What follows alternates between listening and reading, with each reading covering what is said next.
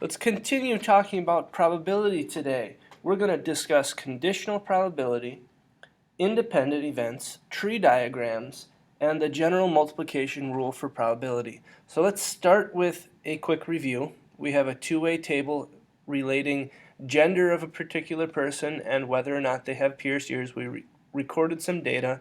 Totals are along the outside. We'll define event M, to be a male person, event E, the person having pierced ears. So let's find these four probabilities. Why don't you pause the video and see if you can't fill these in right now. So here we go, probability of a male person getting picked. If our randomly selected person was male, its probability would be 90 out of 178. What's the probability that a randomly selected person has pierced ears? Well, pierced ears, there are 103 of them out of 178.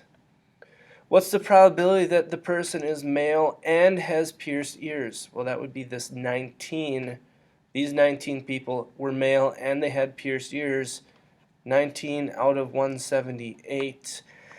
What is the probability that, what does this mean again? That means the complement of male, in other words, a female. Probability of a female and they have pierced ears. So that would be the 84 out of 178. So just reading the two-way table, something you got to know how to do. Let's turn this around. Let's change things. And let's say we already know something happened. That's essentially what conditional probability is. It's finding the probability of an event knowing that another event already occurred. You'll see the word given a lot.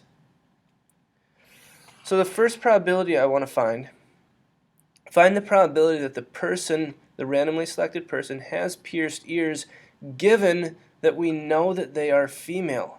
So we know they're female, which means we really don't care about the males anymore. This is all that we are looking at. We know that the person is female. So now there aren't 178 people to choose from because we got rid of all the males. There's 88 total. That's the denominator of our probability. Now, of this group of females, how many have pierced ears? 84. So what we just found is the probability that the person has pierced ears given they are female. So this is the probability notation here. This vertical line is referring to this word given. We read it, probability that the person has pierced ears given that they're not male. Let's try a second example. Find the probability that the person is female given we know they have pierced ears. Let's find this intuitively, then we'll translate it into the probability language. Now, I find it very helpful to cover up the irrelevant information with conditional probability. So what don't we care about? We know that they have pierced ears, which means we don't care about the people that don't have pierced ears. So our probability is out of 103. And find the probability that they're female. Female is 84. So this is the probability that they are female, using our notation, the complement of being a male, not male, given they have pierced ears. One thing to take note of is these two probabilities, they are not equal.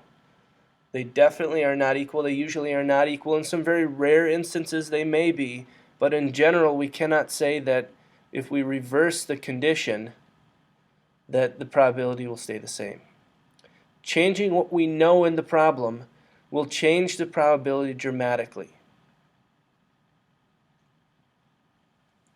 Now, in a previous chapter, we discussed conditional distributions. I want you to take a moment right now, and if you don't remember what a conditional distribution is, let's create a condition. You might need to look it up. But let's create a conditional distribution as a histogram for each gender in the previous example. So pause the video, let's look this up, let's see if we can't remember what a conditional distribution is, and let's create a histogram to show this. And here's what you should have ended up with, something along these lines. This would be the probability of ears, pierced ears, given that they're male, probability of not pierced ears, given that they're male, probability of pierced ears given not male, and probability of not pierced ears given that they're not male. So it's a matter of finding these four probabilities, and we make side-by-side bar graphs. We make this side-by-side histogram, and one pairing is for male, one pairing is for female.